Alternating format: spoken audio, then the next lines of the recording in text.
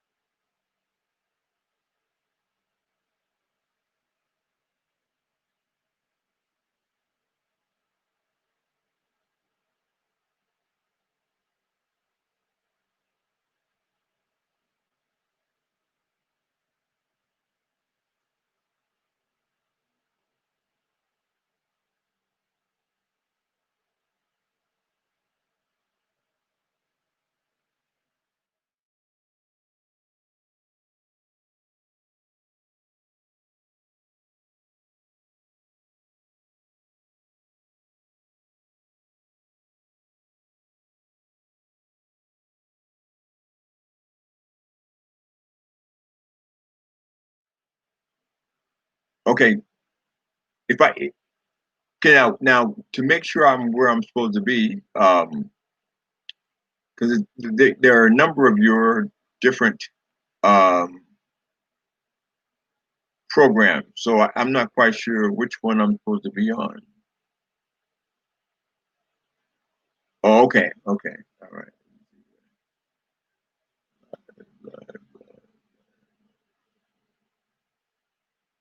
Oh wait, I know what I can do. I just type in live.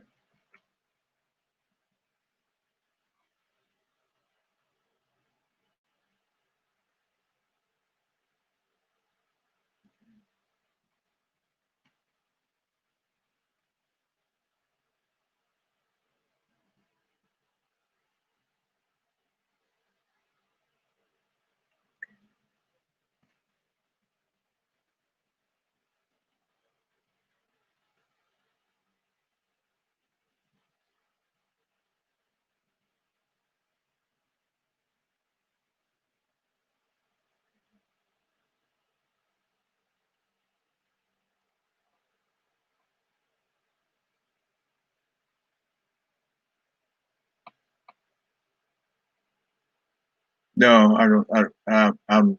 I see.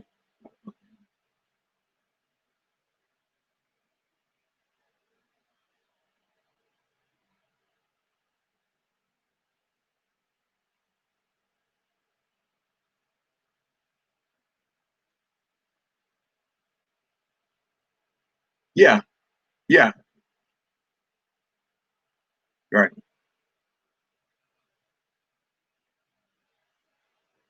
See, because all of your let me see here. Okay, I'm at your site now. I see myself. Yeah, I not yeah yeah. Now I see it. See it. Okay, I'm at your site now. I see myself. Yeah, yeah. Okay.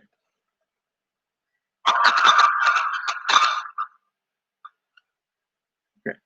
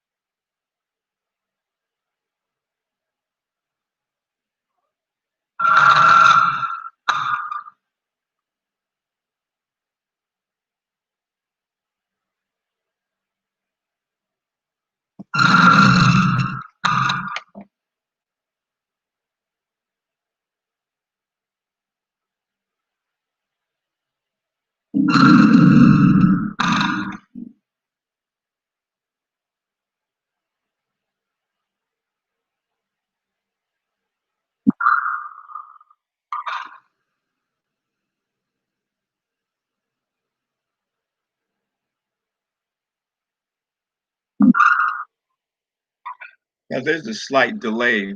Um,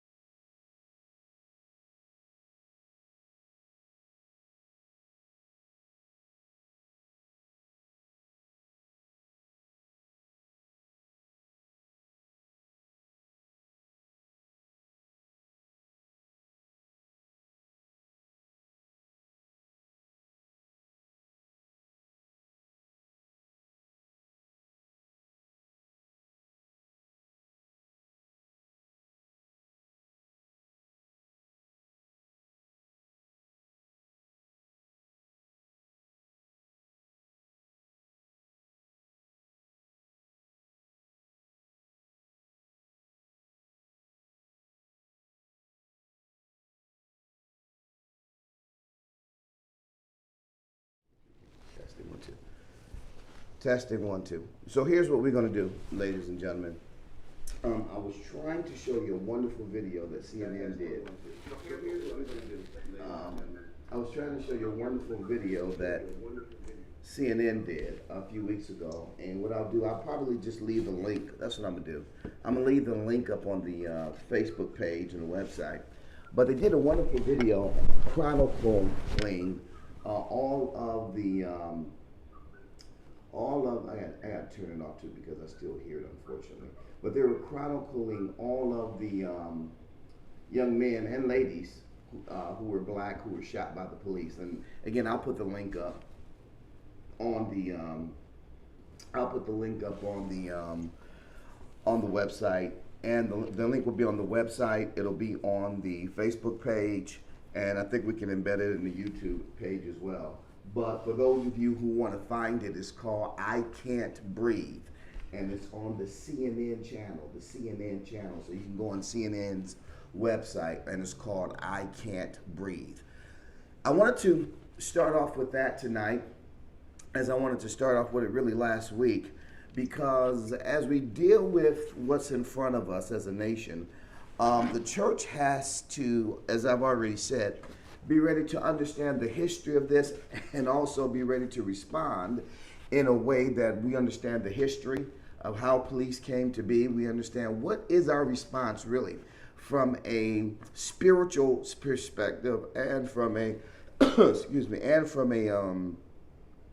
from a civil perspective. We gotta have both the spiritual and the civil. And so I brought a guest on with me who's going to be on with me tonight. He's a colleague of mine, and I want to introduce you to him. And just let me just as I bring him on, I just want to read his bio and say good afternoon to him. His name is Dr. Anthony King, and Dr. King has his BA in sociology and social services from Cleveland State University in Cleveland, Ohio. He has his master's and his PhD degrees in social work from Washington University, St. Louis, Missouri, and a master's degree from Michigan State University. He has served as a full-time professor on the faculties of several universities in the Midwest and South, teaching social work practice with individuals, with groups, with families, human behavior, social work history, and policy, as well as research methods. Dr. King is currently an adjunct instructor in Wayne State University School of Social Work, where he teaches research methods, and the Michigan State University School of Social Work, where he teaches program evaluation and interdisciplinary course on global incarceration. You're going to want to hear this, brother, as we talk about incarcerations and how it's different in the United States versus other places. So for over the last 32 years, Dr. King has served as a clinical and program evaluation consultant to federal, to state, and to county community corrections agencies and programs in the Midwest and in the South. He's counseled incarcerated juvenile and adult offenders. He was actively involved in developing innovative prison and community-based group work interventions and services for male and female inmates, parolees, and probationers.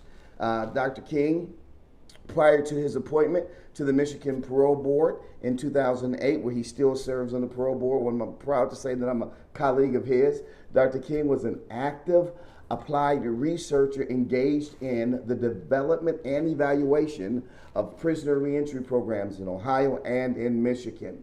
He was also the principal investigator for a countrywide multi-site mental health and juvenile justice program in Wayne County, Michigan. Dr. King's research and practice with criminal justice populations have been published in several journals and books.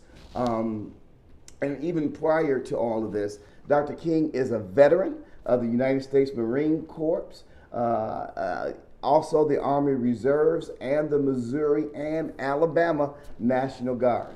He was honorably discharged from the Army Reserves with the rank of Major in November 1999. And during his 26-year military career, Dr. King served as a mortarman, military police officer, platoon leader, detachment commander, psychological operations officer, social work officer. During Operation Desert Shield and Desert Storm, Dr. King served as an instructor in the Behavior Science Division, Academy of Health Sciences,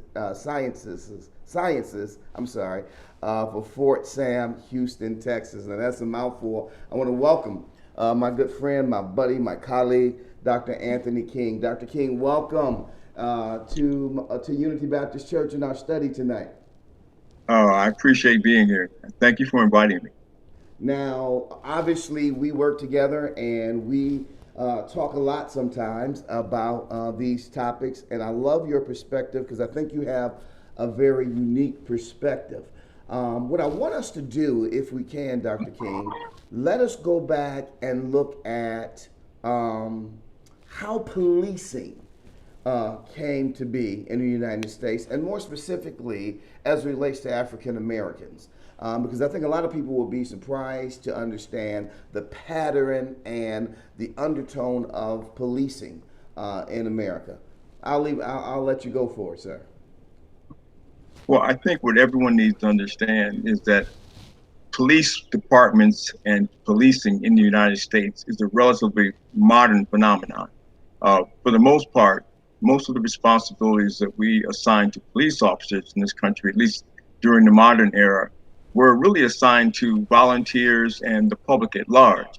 Uh, Individuals and communities were responsible for policing their own communities, and the forerunners to the police departments were these local men, usually young men anywhere between the age of 16 and up. If there was a need to go after the bad guys, if you will, then they would put together a posse, just like you would see in the old Western movies. Um, Individuals or communities were left to police themselves, and primarily these were homogeneous groups of individuals. They had the same values, the same religious beliefs, and so their concept of right and wrong was consistent throughout the community. So we didn't have a formal police department that was separate from the community or even professionalized. That didn't come until the late 19th, early 20th century. But the point I want to make, and I want our listeners to understand, is that the African Americans' relationship with individuals, be they professional law enforcement members or these community groups that were responsible for policing their own communities, has always been strained. During the enslavement era, which roughly began in 1640 and lasted officially until 1865. Uh, we did not have a relationship with any formal policing unit. When you're property, you don't send a police out to correct property. So the individuals who owned African Americans essentially were left to their own devices for managing our behavior. And of course, we know how horrible that was. But when Africans tried to escape slavery and flee to the North, then that's when you saw a policing component come to play in our relationship with, I guess you would say, law enforcement or groups of individuals who were responsible for enforcing the law. So we have had a strained relationship with law enforcement in the modern era, as well as those individuals who were assigned, or that were assigned to enforce the law prior to modern policing. And of course, the brutality that we see today and experience today is really nothing new. It's interesting when you look at the experience of African Americans in this country from the very beginning. We've always had uh, a very experienced a great deal of brutality at the hands of institutionalized actors, and that includes law enforcement. And so that's important for people to know, and that this goes all the way back to our very introduction to this country or to this land before it even was a country. So, so when we think about policing today, and we look at all of the cases, we look at the cases where obviously, and you're getting a lot of talk of it now, and Congress is debating bills as relates to how the police have responded to African Americans in this country. Would you say that there is a bias with the research bear that out, that there is a bias the way that police encounter African Americans and those of color versus those who are white? Oh, there's no question about that. I mean, there are studies that go back to the early 20th century. I mean, some of the early sociologists that studied just the Black experience in America would document this. I mean, there is no question that there's always been African Americans have always been treated differently, brutally, and unfairly relative to any other group in this country. Now, keep in mind that European immigrants that came here during the late part of the 19th century, early 20th century, they had some negative experiences with law enforcement, but that was based upon ethnicity. But as soon as those ethnic groups were deemed white, then for the most part, that relationship changed somewhat. I'm not saying that Irish Americans or Italian Americans did not have their own experiences with police brutality, but nothing can compare to the brutality that African Americans have experienced at the hands of law enforcement. And it's clear. I mean, so that's a long-winded answer to your question, which is no group has been treated as brutally by law enforcement as an institution. Uh, uh, Not even close. And when you look at the rationale behind this, when you look at how this has permeated over the years, because here's what's interesting: back in the late '60s, especially the early '70s, is when you started to get a number of African Americans in the police department in your major cities like Los Angeles, Detroit, Cleveland, and others. But yet, it still seems like that has not really done much to change the culture, the overall culture of the department. No, no, it hasn't. I mean, if anything, it's probably gotten worse, and it's not because of the presence of African Americans at all levels.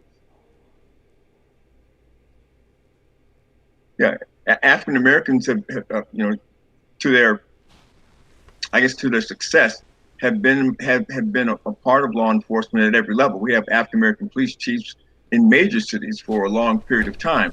But what we have to understand is no one individual or groups of individuals are going to change the culture.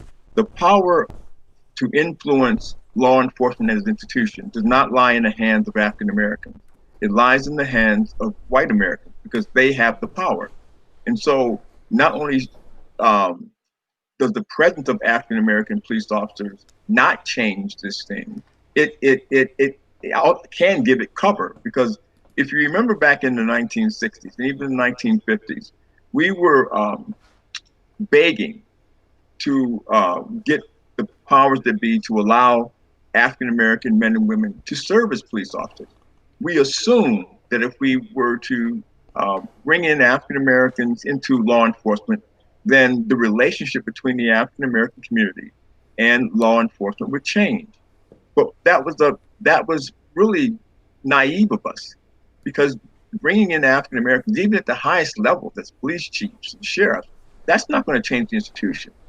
And I think you see that among white officers. There are white officers who don't brutalize African Americans, but most of them are afraid to speak up.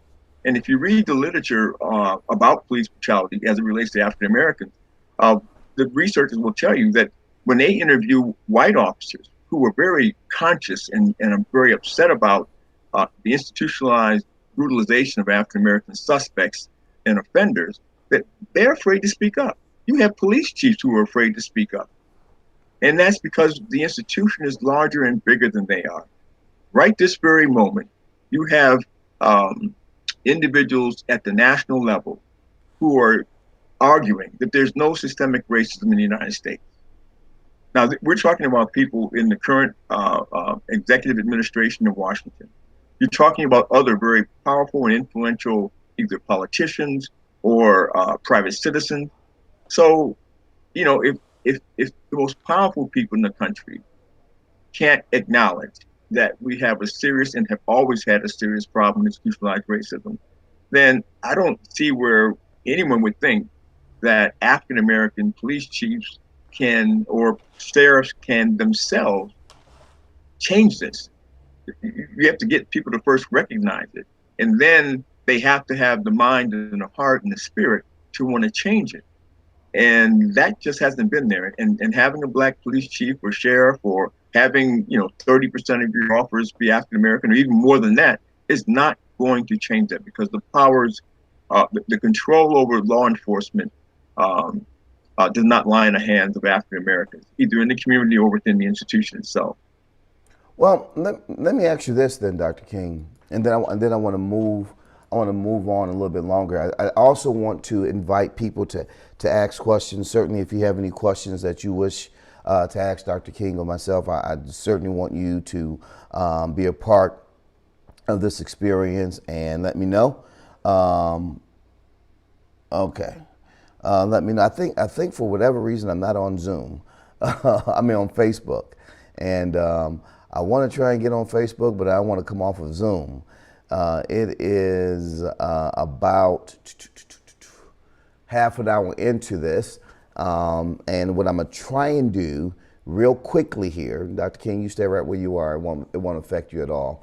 I'm gonna try and so those of you who see me on YouTube, I'm going to come off just for a hot second, and then we're gonna be on both Facebook and YouTube. So don't go anywhere. This is gonna be a hot second, hopefully, and we're back. So hopefully we'll be up on Facebook in a second here, in about 14 seconds. But I definitely want to ask you this. One of the things, and I think Detroit back in the 70s led the model, and I think others have picked up on it. Oakland, California, and others have picked up on the model, Dr. King, and they have looked at policing as relates from a power standpoint, to see if we are able to actually, if we're able to actually conquer that power. And one of the things they did was institute police oversight boards or police oversight commissions, which I've had the privilege of serving on one in Detroit and being the chair.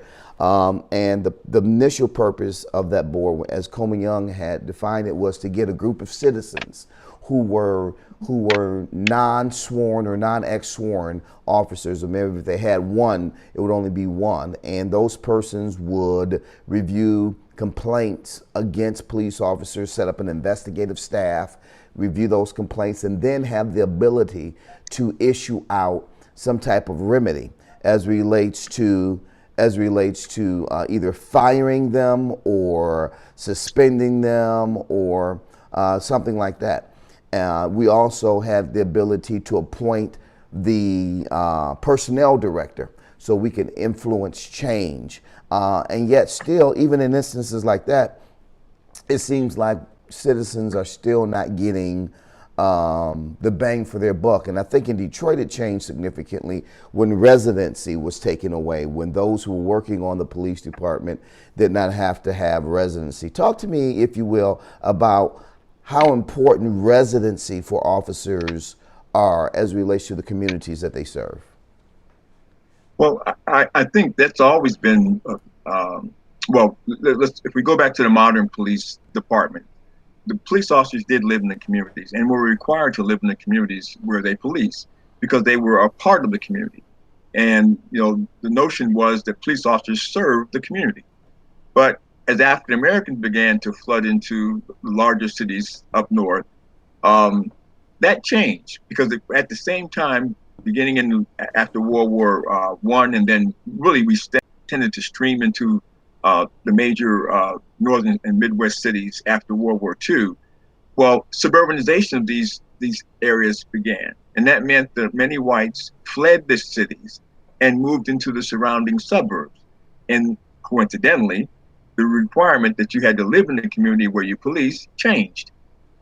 And so that if you think about policing in at the turn of the century, yeah, police officers lived in those communities, but they don't now. And living in the community would provide some degree of accountability to police officers.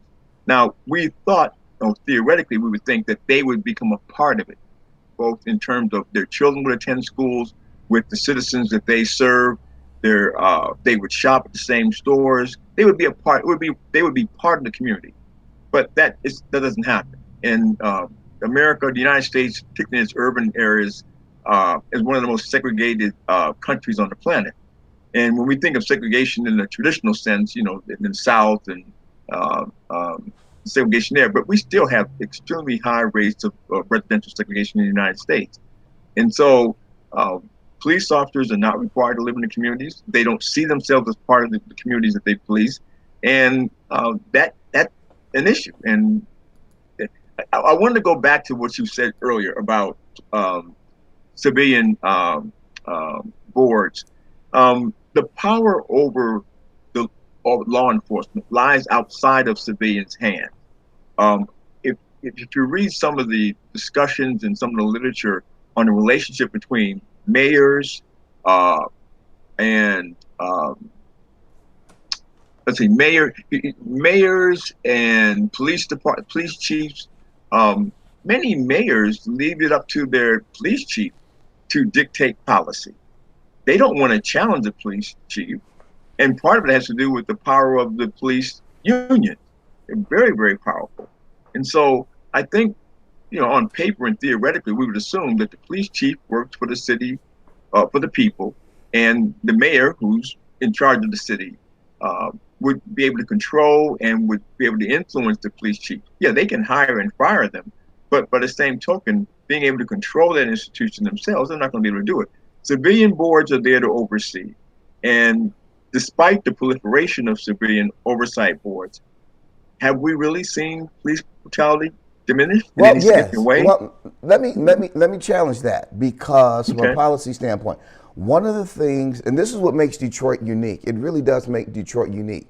Hmm. The police commission in Detroit has the ability to approve and reject policy, as well as the budget for the entire police department, as well as approve promotions when you're going from a beat officer to a sergeant to a lieutenant, even up to a deputy chief.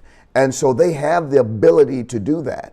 And so, from a policy standpoint, I think Detroit is a unique model. Now, here's my caveat to that.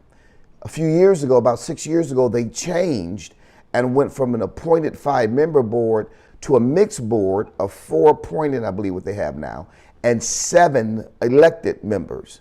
And the problem with that is that you've had a number of ex-sworn police officers on the police commission now. And even when you look at investigations, there's been some stories that's been reported in the paper that you can see that there's the blue shield that's still showing up. Right. And when that blue shield shows up, then I'm not going to say it invalidates, but it somewhat weakens the board's authority and input. So I think you're right from a policy standpoint, because there was a model, I think, out of Chicago, or it was New Orleans, that the budget of the police commission itself could not be reduced by the city council, so that they couldn't use it as a political ball going back and forth. So I think there are some things that can be done for a strong oversight commission. Now the thing is, no chief of police that I've met want a strong oversight board. Right. Because typically you're talking about civilians versus sworn, and those are two different animals, and we get that. But when it's done right, it's done very effectively, extremely effectively. New York City has an oversight board, and everything I've read about New York City indicates that they have very little control over the prosecution of officers when there is clear evidence that there has been misconduct, particularly when it comes to police brutality. So But I think from the standpoint of being an African American, my concern would be whether the oversight boards have the authority, which they do not, to charge and to see that officers that commit crimes are actually held accountable. And that's where I would add that the civilian accountability boards, perhaps, and you know more about it than I do, so I'm not challenging your view, but that they may be involved in the oversight from a policy standpoint, the day-to-day operation standpoint. But what we're concerned about in the African American community is the brutality that we see that leads to serious injuries, that leads to death of African Americans. And that's that the prosecutor, the courts, they decide that. And no civilian accountability board is going to be able to force the prosecutor to charge someone and then force the court, if it's a jury, if it's a court, a jury, I mean, a bench trial, to convict someone when there's clear evidence that this person committed a crime. And I think in the context of what of our discussion today and during this current era, that's what we're concerned about. As far as the budget of the police department, okay, that's fine. But I mean, you have small towns and small cities in Missouri where they don't have huge, large budgets that really fuel police brutality. It doesn't take a budget. It takes just the lack of accountability, the lack of respect for the Constitution, the lack of respect for the lives and the property and the well-being of a particular population in a society, and that's all it takes. So the administrative issues that accountability boards address, and as well as personnel, that's very important. I'm not minimizing that. But what we're talking about now is how do we get law enforcement to stop brutalizing African Americans? How do we do that? And I would argue that no administrative structure. It's not the problem. Is not the structure of our city. It's not the structure of law enforcement per se. It is the lack of respect for the law, pure and simple. Whether it's prosecutors not charging individuals because there's this belief that you have to give law enforcement the benefit of the doubt, despite all the evidence that you see that a crime has been committed. And the fact that law enforcement and prosecutors work together, and the courts, they're tripartite. They all work together. I mean, on a day-to-day basis. So it's a frustrating situation because we've tried the administrative rules and we've tried to get more people of color into these institutions, but nothing really has changed. I want to get your perspective on this. I'm not too much younger than you, but just a little bit. But when you saw what happened, I told the church Sunday as I preached, I said that I was shocked and I was surprised to see what had happened that day because I refused to allow that to become my normal. I refused to allow me seeing young men and young women murdered at the hands of the police where, for all practical intents and purposes, it seems so unnecessary and it's such an overreach, it's criminal, it's lynching, whatever you want to call it. So I would never see that as normal. But from your perspective, having the journey that you've had, teaching the people that you have, doing the research that you've done, what was your reaction when you saw that? I think my reaction was the same as everyone else in the sense that you're angry, Sure, I understand. you're frustrated. But I can tell you, I spent a lot of my graduate studies in the late 70s and early 80s studying the African American experience in this country. I spent a lot of time reading enslaved Africans' narratives about their experiences. I read some of the most horrible stories about lynching. And I remember sitting in the booth in a library in graduate school and just thinking back to what it must have been like to live like that. So the outright murder and brutality of African Americans does not surprise me. I'm not numb to it, but it's been like this. I mean, when something has been around as long as this type of behavior has been around, it doesn't surprise me. It doesn't. There's nothing. I mean, the fact that this officer basically murdered this Mr. Floyd in broad daylight in front of a crowd. That's how it was back during the lynchings. I mean, you can go into the St. Louis newspapers, the Southern Illinois newspapers, Cincinnati newspapers, where lynchings took place, and they wrote the lynchings were big news. They had pictures of the body hanging from a tree and burning, crowds of people with their children there celebrating. That's what I think of when I think of what happened to Mr. Floyd. That's not surprising to me that this man would do that. I mean, we watched this escalation of obvious and overt brutality against African Americans in the last 10, 15 years, and nothing has happened. Nothing has changed. That's the thing I think Americans should understand. And I think that African Americans understand. Nothing has changed, not even in the 10 years. We do the same song and dance. We, meaning this country. We start talking about commissions. We need to have conversations. That that's that is the way to comfort each other and to move away from the facts. The fact of the matter is, this type of behavior will not change until white America decides it wants to change it. And all those white Americans who are duly upset, duly enraged, duly distraught over what's happening to African Americans, they're the ones who are going to have to change this. African Americans have been, and we will always do our job. Our job is to bring spirit, to bring a sense of democracy, and help this country understand what the founding fathers wrote about. And that is that every person has human rights and they should be respected. And they're codified in that Constitution. The problem is we don't enforce the Constitution.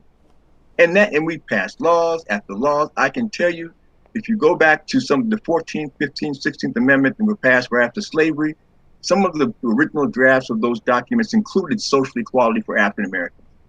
But they had to be eliminated in order to just to end slavery and to get the South back into the Union. We had to wait until 1964, 1965 for new laws to come out. And before the ink was dry on those laws, there was a movement in major institutions, including the courts, including the federal legislature, to nullify or to in some way neuter the Voting Rights Act, the Civil Rights Act. That's the song and dance. You see this all the time. I mean, if you study American history, this has been the way in which we are, what has happened has led us to this point. So when I saw Mr.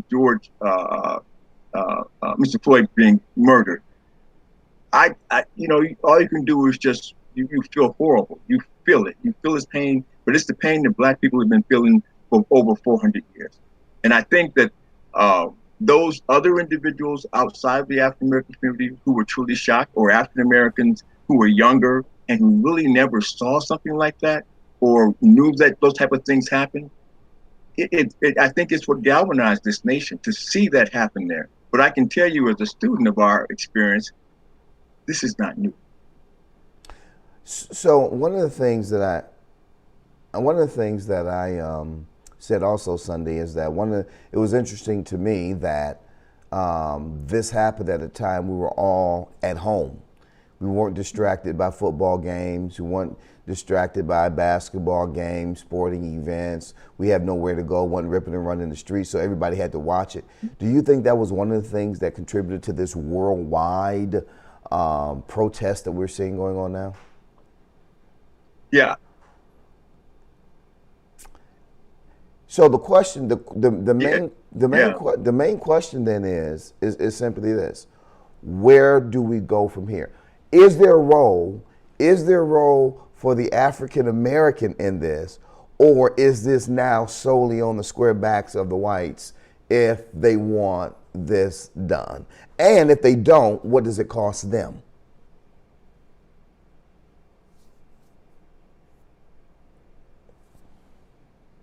Okay, I think we African Americans always have a role to play in this country. I think we help this country maintain some semblance of balance when it comes to equality, and that's equality for everyone, be they women or the LGBTQ community, or anyone.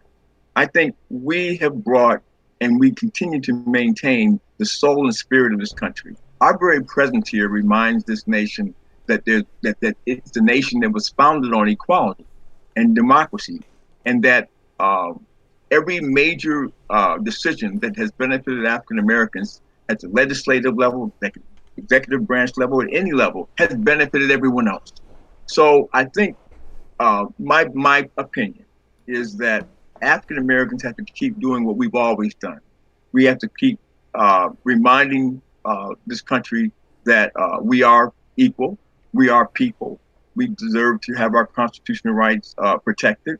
But when we do that, we're also speaking up for everyone else who's not African American. If we stop doing what we do, and that is holding this country's feet to the fire in regards to abiding by the Constitution and reminding them that no one, no group has suffered more than we have. And I'll tell you, you have philosophers, political philosophers, that have argued that one of the most important roles that African Americans have played in this country is to remind this country that it has a constitution. So it's not a matter of just us stepping back and requiring white Americans to do this on their own, because see, they have a lot of work to do with regard to in their own community. That's what we mean. They need to talk to their friends, their cousins. They have power. Are they willing to step out like we've stepped out for the last 400 years? Are they willing to put their jobs on the line? Are they willing to to be ostracized by others because they're standing up for what is right? So what we're asking white Americans to do is demonstrate the moral courage that countless African American and white and other citizens of this country have demonstrated throughout our history. We have always done it. Those people protesting right now, they're demonstrating moral courage. It's not physical courage. It's moral courage. And that's what we're asking white Americans to do. Demonstrate moral courage. And that means talk to the people that you know in your community and challenge them. And when they turn on you, are you going to be able to withstand that? And if you're not, then you're not going to be able to be an answer to this problem. African Americans have done that. We sacrifice every day when we stand up for what is right. And so we're here to support them. And there have been many throughout the American history of white Americans who have stood up, lost their lives, sacrificed, and we are here to support them. And I guess I would say when they start feeling the blues, when they start feeling overwhelmed, we're here to help build their spirits because we know what it feels like. And again, I want to make sure that those of you who are listening, either by way of Zoom, those of you who are watching by way of Facebook now and YouTube, if you have questions, please type them in the comment section because we certainly want to field any questions that you might have and pass it on to Dr. King or myself. So certainly, I think this is an excellent opportunity to get some real detailed information about where we are today and as it relates to how we got here and what do we do? What do we do moving forward? Today, Dr. King, as you know, I wasn't in the office. I was at a funeral. There's a funeral at our church for a Detroit police officer who had died in the line of duty as he was answering a domestic violence call, and Officer Johnson. And so we were there to honor him as a hero. What do we say to men and women who are currently in law enforcement, African American and whites, who are currently in law enforcement, as what their responsibility and role is right now to help move this issue to a good conclusion? What can they do? Well, I think they have to demonstrate that moral courage. And I think it's easy for me or anyone else who's not in their shoes, although all of us have been in shoes like that. I mean, we have children who attend school every day, it's high school, middle school, wherever. They have to demonstrate moral courage. So my I guess you would say my advice to law enforcement members is that they have to make a decision. Are they going to stand for what is right? Are they going to behave in an ethical way? Do they believe in the Constitution? And if they do, they have to ask themselves, what am I willing to sacrifice? Am I willing to speak up? And I'm not saying they have to take on other officers who misbehave, but what I'm saying is they have to call it out. They have to talk to their colleagues. They have to stand up. I mean, that's the bottom line. And again, I can't make that decision, or no one can make that decision for them. You know, it's something they have to make because they're going to suffer the consequences. They may lose their livelihood. They may lose their jobs. And I think that's what keeps so many people from speaking up on both sides of the racial spectrum. because they're afraid that if they speak truth to power, I'm not talking about getting in the streets and protest. I'm just saying if they just challenge the injustice they see that takes place within their own institution, within their own precinct, they will be ostracized. And for law enforcement officers, that's I mean, a crime. You can't imagine any worse thing you can do as a law enforcement officer than calling them out, particularly when it comes to on mistreatment of African Americans. I mean, if it is true, which I believe it is, that there are white officers that will brutalize an African American defendant, person or suspect in front of black officers, which I'm sure that happens, then I mean, come on, what they don't have any pride. You can't appeal to their sense of fairness or justice. So that means that they have to be white officers. They have to speak up. They have to say it. So I would say that law enforcement officers have to decide for themselves what is more important: doing the right thing, being ethical, protecting all people's lives, and living up to their oath as a police officer, which is to serve and protect, or having a job. That's what every one of us go through this. Every one of us have to make this decision every day in our lives, no matter where you work. They have to do the same thing. Talk to us now a little bit about some of the reforms that we're hearing that's being mentioned either in Congress or what we see that's going on in Minneapolis, where they say that they are literally disbanding the police department there, and other people are talking about defunding the police department. I know Mayor Duggan and Chief Craig had a meeting, if it wasn't today, I think it was yesterday, maybe it was yesterday, from a group who that's one of their main tenets that they want to defund. Where is this coming from and where does it go? So if you defund the police department, then who watches the streets?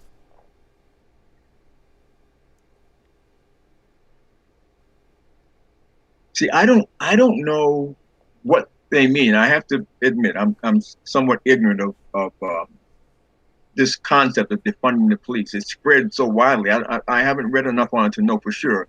But I'm thinking that what they mean, one meaning they could have is that they want to take money away from law enforcement, either to force them by, starving them of resources to behave ethically, or take money away so they don't have the resources to continue this militarization of law enforcement, which has played a major role in the more modern era of brutality against African Americans, and with the SWAT teams and all that kind of stuff, that kind of warrior mentality. So I really don't know what people mean by defunding the police. You can't eliminate the police department, and that'd be throwing out the baby with the wash. I mean, it's not that every officer is engaging in this type of behavior. It's the institution. Who do police officers, who are they accountable to? They're accountable to their supervisors, who are then accountable to their supervisors, and then accountable to the mayor. And then when they engage in criminal behavior, they need to be held accountable the same way you, me, or anyone else would be. So now we're talking about prosecutors in the courts. So this is it's not a matter of we need to eliminate police. That's idiocy in my thinking. But the institutions, the structures, the procedures and processes are already in place to address the problem that we're all concerned about, and that is police brutality. That police officers committing crime. Right. In this case, perhaps one of the worst crimes you can think of, and that's murdering people. So, I mean, if we can't figure out a way to address that problem with our existing laws, our existing court system, then we're not serious. See, there's nothing new. There's no new things we need to do. We simply need to, when we see a police officer engage in criminal behavior, treat that officer the same way we would treat me, you, our sons, our daughters, or anyone else, because police officers are citizens. See, I know many police officers and don't think they are. They think that they are super citizens. And I think the glorification, the hero worship that has gone on in this country for, I guess we call them now, first responders, has blinded us to the fact that these are normal human beings They have frailties, they have weaknesses, and they have limitations. But so do all of us. Right. And in the face of a charge that we may be of criminal behavior, that's not going to get us off. I have a question, Dr. King, that I want to share with you. It's coming from someone that's watching tonight, one of the members of the church, and she says this: how, as African Americans, can we organize and strategize effectively across our cities and states to enforce change in government and accountability? And then I want to add something on the tail end to that. I want you to talk to us about this whole militarization of the police department. And because I do believe that's one of the elements that people want to defund, is the whole militarization of the police department. But how do we as African Americans organize and strategize effectively across our cities in order that we can effectuate change? Now, this may sound a little bit out of the box, and I've been thinking about this, so don't pillar me too badly if it doesn't make a whole lot of sense to you. But I think African Americans can organize. So what are we going to organize around? I think we should organize around how we help our white friends and colleagues who are truly sincere about helping us address this problem. Because again, they have work to do. How can we as a people on a national level come up with strategies so that we can help our white friends and colleagues, people who really want to change, and support them? Because they've got a major role to play, but also it's going to be rough. See, most of our white colleagues and friends haven't been through the stuff that they'll go through trying to carry out their role in this process. See, we know what it's like to be shunned. We know what it's like to have doors closed in our face. We know what it's like to just be overwhelmed by the fact that our voice is not heard. They haven't experienced that, and they're going to need our support. Perhaps they may even need our counsel on how to go about doing it. So I think on a national level, if African Americans have as one of their objectives helping to empower their white colleagues and white supporters who really want to get in here and really do something to do their part, we have to be there for them. We can't do it for them. We can tell them we're there for you, and we can even approach them, I think, in an organized way, on an individual level, on a group level. There are Black organizations and there are white organizations that want to do something about this. We can meet with them and we can tell them, yes, this is your responsibility to change your institutions. We're part of those institutions, but we don't have the power. You have the power, you have the connection to your own family members and friends, connections to people who are elected officials who basically don't listen to us and don't take into consideration our needs, but we're here to help you. In other words, we're going to help you learn how to advocate for your interests because they're common and similar to ours. And I think we can do that on a national level, a coalition, and I think that will make a tremendous difference. We can still do our own thing separately, because I think African Americans have to do our own thing. We bring something different to the table, but we have to help empower our white colleagues and those who want to advocate on our behalf.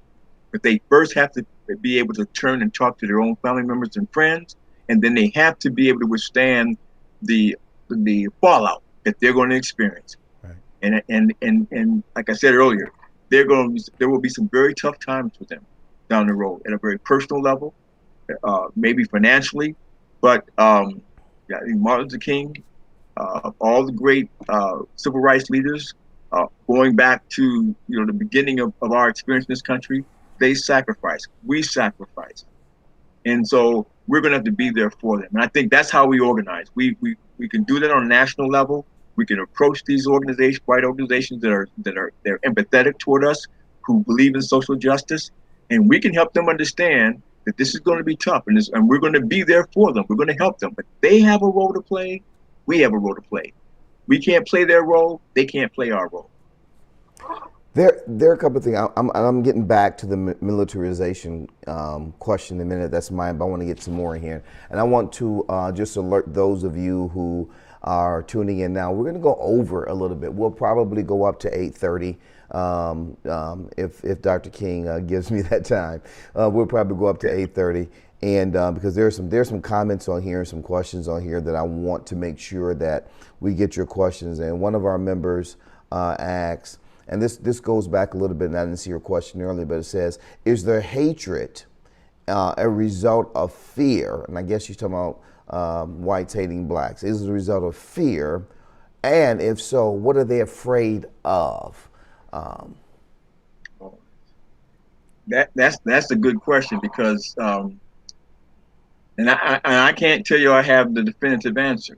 I think that there are individuals in this country who project their anger and frustration with life on us. I think that's always been the case. I think that powerful special interest groups in this country, going back to the period of slavery, created us as the whipping boys and girls, if you will.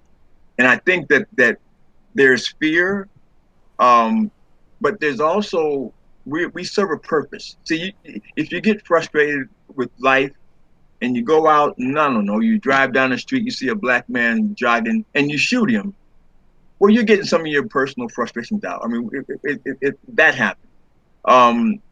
We could spend hours talking about are there whites in America who fear African Americans? Yes, there are, but we're the boogeyman. We've been the boogeyman in this country from the beginning. The worst thing you can think of when it comes to crime, when everyone thinks of crime, they think of black people. I mean, particularly violent crime. I mean, every politician, just about every politician in the modern era, and even going back, has used black crime and black men as a symbol for fear. If you vote for this person, it's a liberal, you're going to have black men doing this and black men doing that. Every president has done that. And so that we're getting in deep into the woods of the mythology about black people and the insecurities this nation has with race. So if we're asking, well, did this police officer who killed Mr. Floyd, did he kill him because he's afraid of Mr. Floyd? I would say no. He killed him because he felt he could get away with it.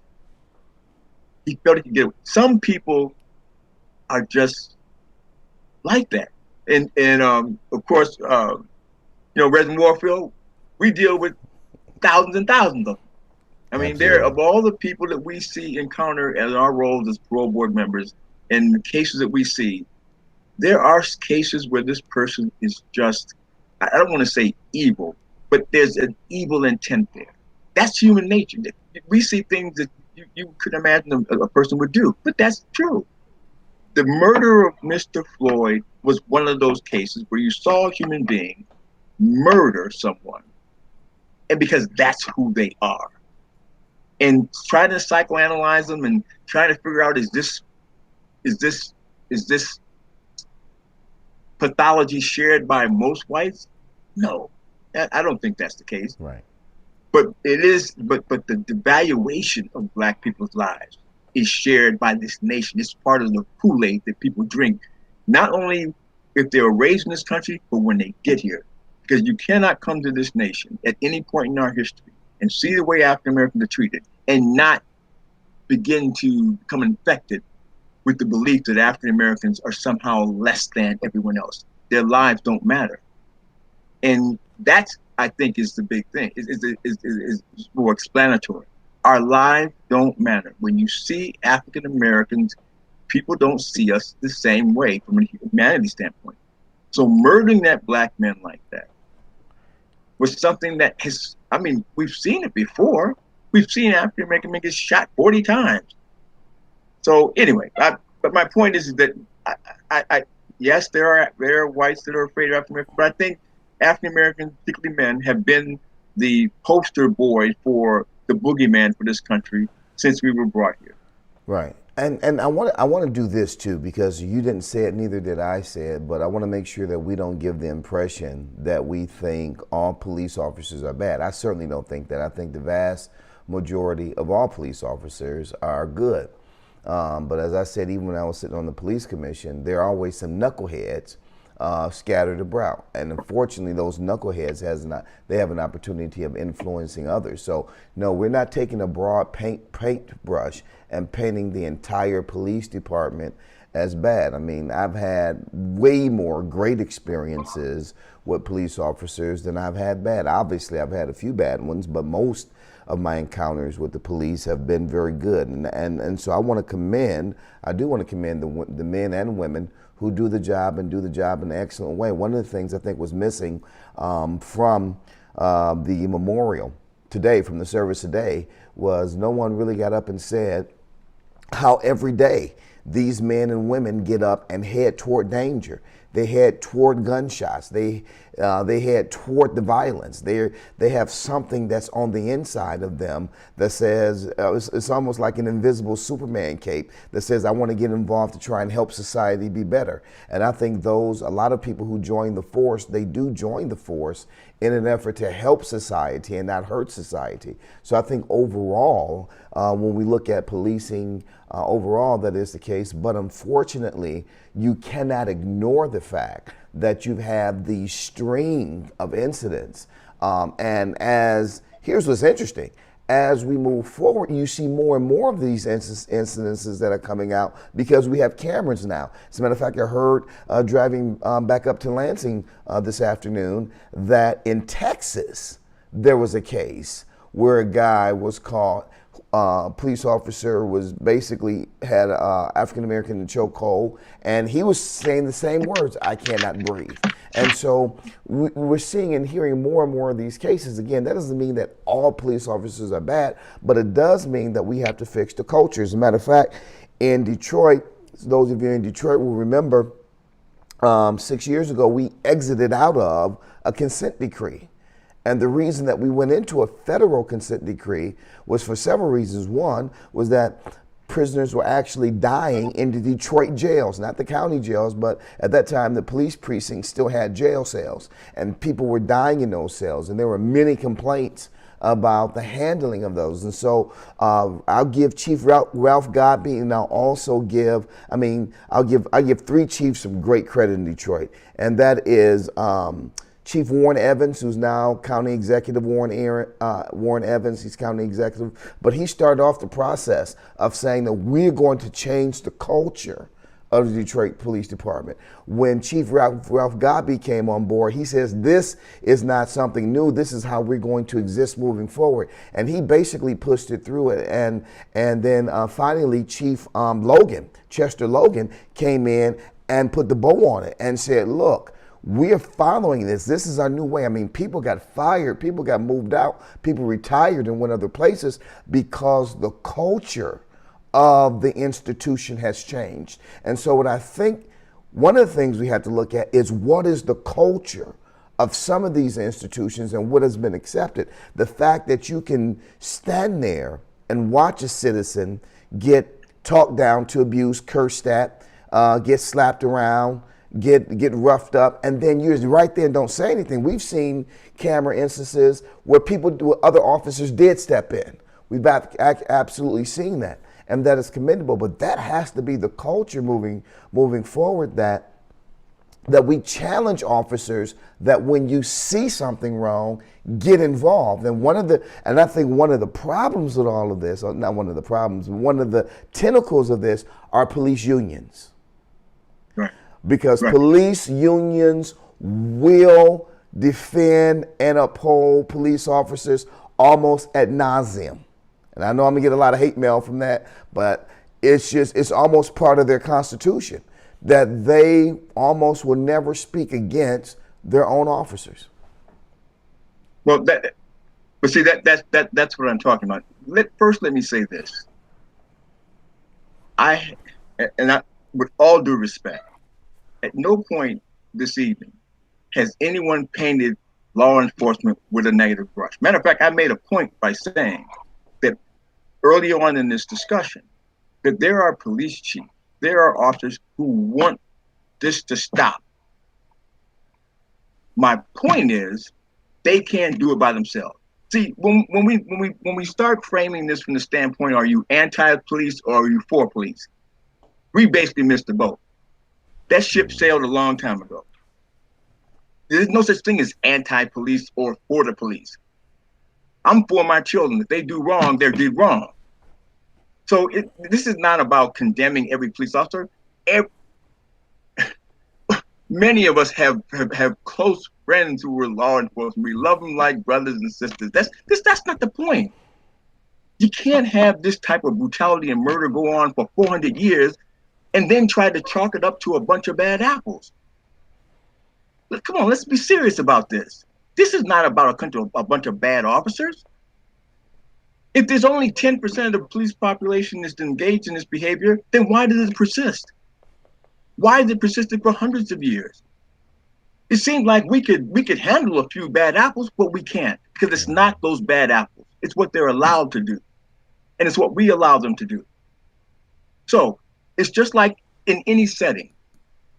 If you let your children go out and do all kind of bad things, you're responsible for it. If you don't say anything about it, if you don't speak up against wrong, and not just speak up, there are people in these institutions. When I talk about law enforcement institutions, I'm not talking about the Detroit Police Department. I'm not talking about the federal marshals. I'm not talking about the FBI. I'm talking about law enforcement institutions in our criminal justice system, which includes prosecutors and judges. They are implicated in this. The Supreme Court is implicated in this. The state Supreme Courts are implicated in this brutality against African Americans because they're the ones who decide how or when or if we can charge people for killing people, what constitutes deadly force and the misuse of it. So this has got nothing to do with any hatred or dislike for law enforcement in general. I can tell you personally, my personal experience, I've lived all over this country. I've lived in the South, and I've been on this planet for almost 7 decades.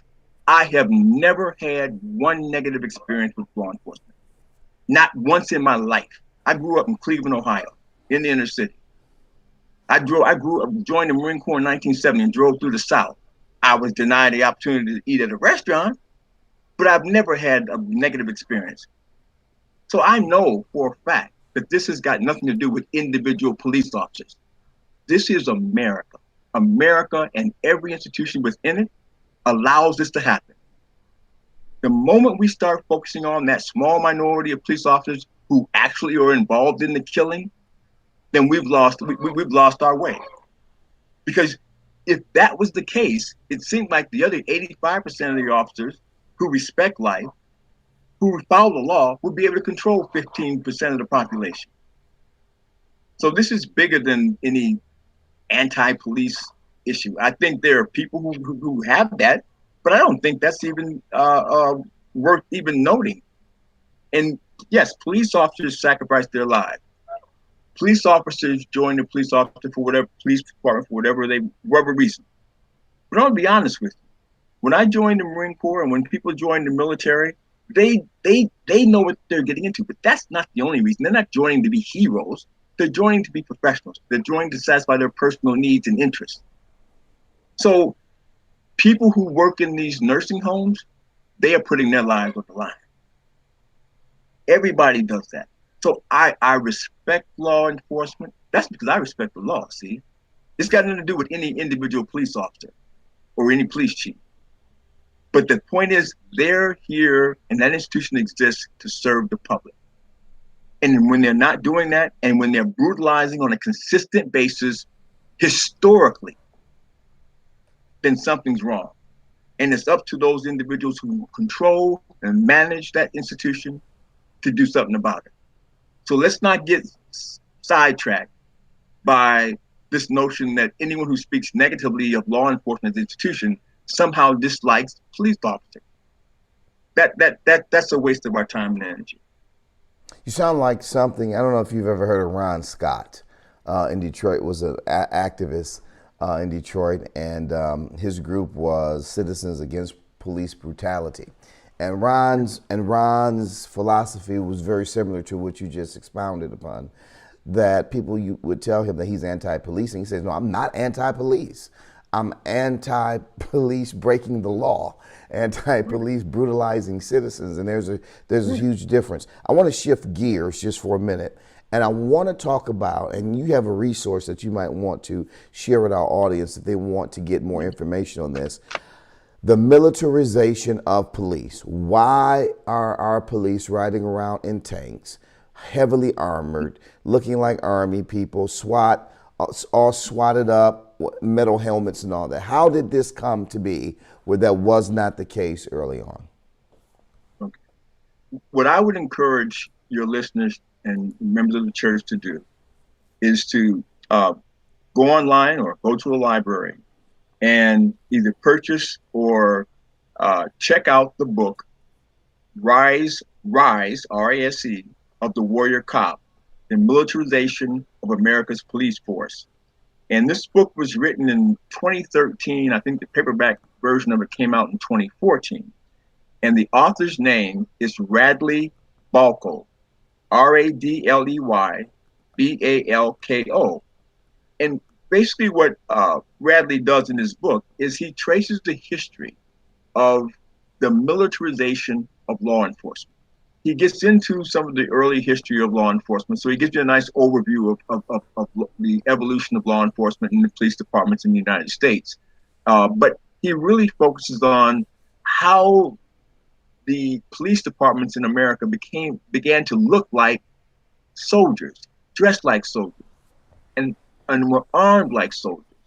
And briefly, this started in California, in Los Angeles, and the former commissioner or police chief, Daryl Gates, created the first SWAT team in the early 1960s. And this was in response to a couple of incidents in which the bad guys were heavily armed. And it also, not surprisingly, occurred at the time when the Black Panther Party was on the scene, and they said that they were going to stand by their constitutional rights to defend themselves. They walked around out in public with weapons, guns, etc. And if you know anything about the 1960s and the social and racial climate at the time, crime was the big issue. Of course, that's when we began to see crime become, perhaps it's the nadir or the beginning of crime becoming the major political issue for politicians, and it hasn't ended. But the point is that beginning in the 1960s, police departments began to, they felt the need to approach or to deal with certain groups in a militaristic fashion. That means they wanted to have weapons that the military had. They wanted to adopt the culture of the military. Militaries exist to fight wars. In a war, you're out to destroy your enemy. There's no halfway in between. You're out. They're the enemy. You kill them. And so in Los Angeles, Daryl Gates decided that he wanted to create this special unit that would handle hostage negotiations, but also this special unit could be called out to do just about anything. I mean, drug busts. I mean, most SWAT units are used to do drug busts, and we're not talking about to break into some big Colombian warlord's place in Miami. We're talking about drug busts that go on in communities all over the country. But the point is that it began in the 1960s. Daryl Gates went to the United States Marine Corps and asked for guidance or instruction for a small group of his officers on military tactics, how to deploy snipers, how to create small specialized military teams that with elite military skills. And they wanted the same equipment. They wanted bigger and more powerful guns. They wanted other types of equipment. And so the United States Marine Corps began to give them some instruction.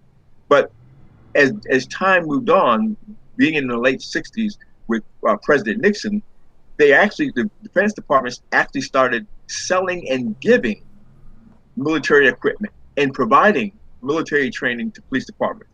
And that just spread. And if you train like a soldier, you were going to behave like a soldier. And that means you're going to have the us against them mentality that soldiers have. It's us against the enemy. Who's the enemy on the cops beat? It's supposed to be the bad guy. Mm-hmm. But the problem is that you don't have enough bad guys standing around just waiting to do battle with you. You have to go find them. And so most of what SWAT teams do in this country is drug busts. And we know about the stories of drug busts going bad, etc.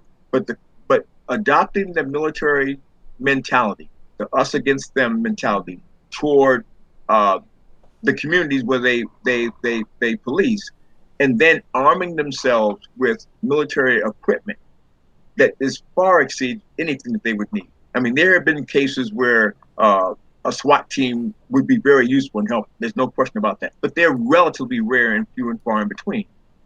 So I think that the militarization of police departments has led to a lack of enforcement of many constitutional rights. You know, unreasonable search and seizures, no-knock entering of people's homes, profiling, and just other things. I mean, if you go to work every day, seeing like you're going on a patrol in a combat situation, then you can't be a police officer. I mean, in any sense of the word, police officers have a more difficult job. See, as a soldier or a Marine, if I'm going to confront the enemy, I know my primary job is just to kill them. There's no problem. But I can tell you this: if I captured an enemy soldier and did what that officer did to Mr. Floyd, I would have violated the United States Military Code of Justice.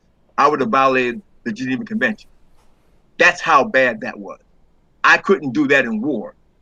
See, so the militarization is a culture. And having spent 26 years of my life in the military, I can tell you that the military has issues. There are people who don't follow the rules. We've seen military atrocities throughout human history. But the first thing that you learn in the military is what you try to live by is discipline. And it's difficult. So police officers have to be very disciplined. And so this whole militarization movement, which has not changed. I mean, it's still there. Every major police force in this country, and many minor and small towns, they have SWAT teams. In towns where they have a murder every 10 years. So if you raise or you socialize law enforcement officers into that culture, and I would not even say it's a healthy military culture, because as I just said, I couldn't do to Mr. Floyd what this man did to Mr. Floyd if I was wearing a uniform of any of the 4 branches of the military. I couldn't do that. I would violate the Uniform Code of Military Justice and the Geneva Convention.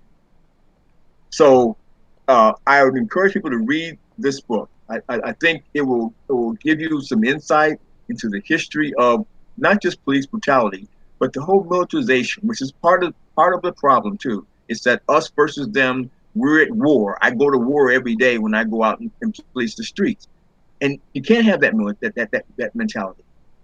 And I'll say one final thing: the best and the brightest this nation has to offer has to be part of our police department.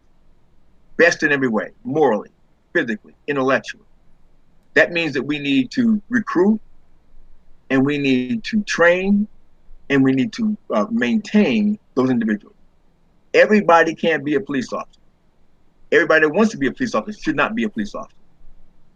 And as Radley Balko says, that when he talks to former SWAT team members who speak openly, they say the guy that really wants to be a part of the SWAT team is the guy you don't want on that team, because he's tripping. Wow. Well, that is some good insight. That is some excellent insight. I want you all to give Dr. King some likes, some thumbs up, some hearts, and some all that good stuff for all the great things that he shared with us this evening.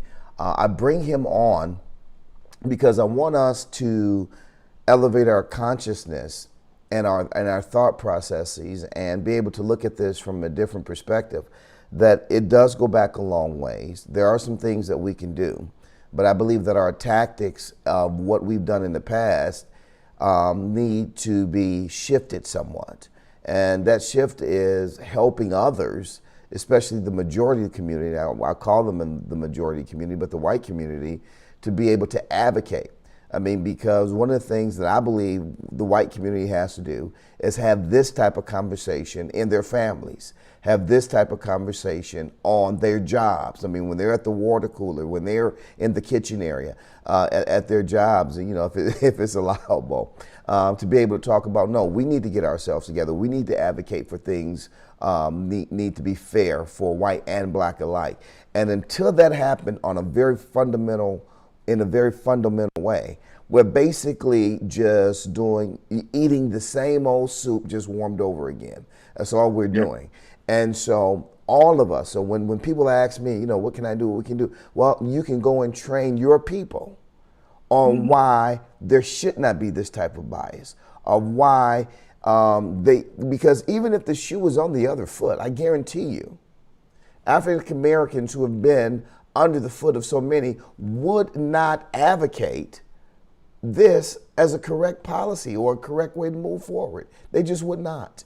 And so our job to help our brothers and sisters is really to get our white brothers and sisters. And I said this too Sunday, Dr. King, because I was comparing Cain and Abel, and the fact that Cain had slew Abel because of a jealousy thing there. And I said, but they were brothers. And, you know, my white brothers, they're my white brothers. Why? Because we all come from Adam and Eve in my tradition, in the tradition of Scripture. We all are brothers and sisters and from that perspective. And so we need to tell our white brothers and our white sisters that you have to, in private, when no other black people are around, be able to talk how this is unfair and what you all can do to help motivate this change. And our job, I believe, as you said so appropriately, is to motivate you to do that, to help facilitate you, to encourage you to do that, to be your cheerleaders, so to speak, because as I said Sunday, we have sang enough songs, we've marched enough streets, we've come up with a whole bunch of sayings, we have demonstrated, we have did all that, and we'll still do that, don't get me wrong, we'll still do that, but at the end of the day, if effectual change is to happen at this level in this day, I think it has to happen not just by radical people who are showing up and tearing up buildings and breaking windows, but by people who really care about moving this issue down a road and a path where the nation becomes healed as a result. I can't thank you enough, Dr. King, for sharing with us tonight. You all see tonight what I'm able to experience throughout the week. I just step in his office sometimes for some knowledge and he drops it just like that. Thank you so much. And I want to thank all of you who have been watching on Facebook, all of you who are watching on YouTube, and those of you who were listening on Zoom. We have a couple of more of these special forums that we're going to bring up before I take my summer break, and I am going to take a summer break because I'm tired.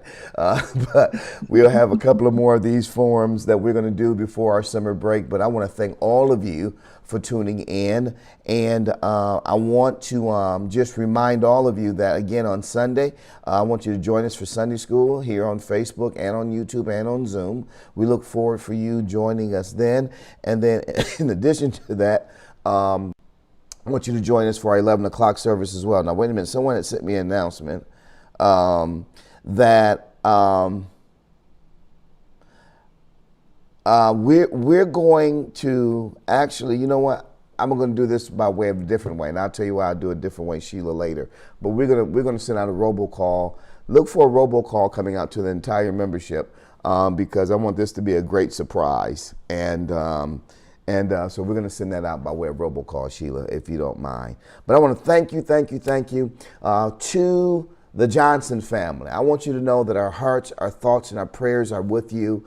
We thank you for the sacrifice that certainly Officer Johnson made for the city. He was going to try and help somebody who was in peril, to help somebody who was in distress.